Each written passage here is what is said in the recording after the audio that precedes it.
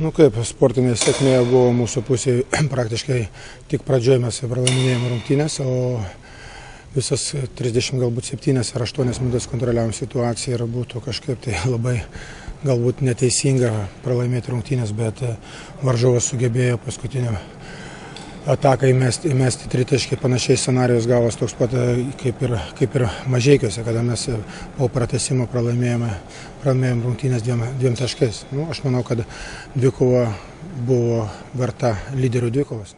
Skaudu yra pralaimėti tokias rungtynės, kai praktiškai jos buvo laimėtos. Mes likus keliom sekundėm turėjom 3 taškus ir Mažeikiai išplėšė per pratęsimą. Per pratęsimą, nežinau, kažko pritrūko, tikriausiai jėgų pritrūko, sėkmės truputį. Taip.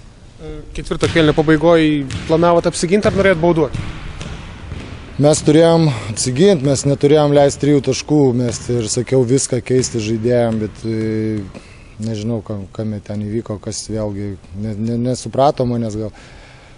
Viską keičiam, sakėm, o gavos taip, kad nieks nepasikeitė, išbėgo laisvas ant tritaškio ir išmetė ir įmetė. Čia yra blogai. Ir tuo labiau buvo nurodyta, kad jeigu prisima kamuolį, bent kas neduo 3 taškų iškart bauduojam.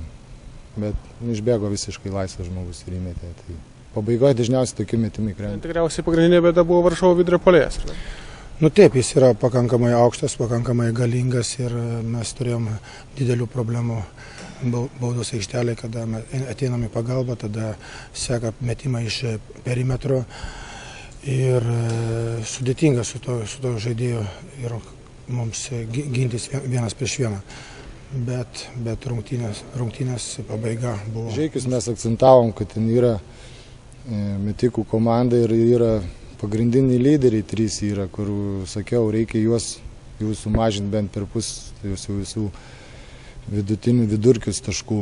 Mes neapsidengėm tiek Giedraičio, tiek Žukausko neapsidengėm ir Mačernio. Praktiškai tie visi lyderiai, ką mes buvom suplanavę, viskas savo taškus padarė ir visekoji gavosi kaip gavosi. Kažkas nustebino Mažeikių žaidime?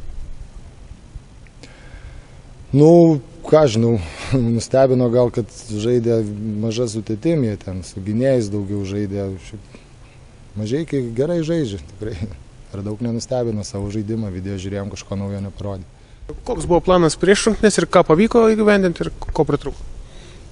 Planas buvo toks, kad mes gynyboje žaidėm su žemu pasaugojimu su 5 numeriu, o su 4 numeriu keitėmės.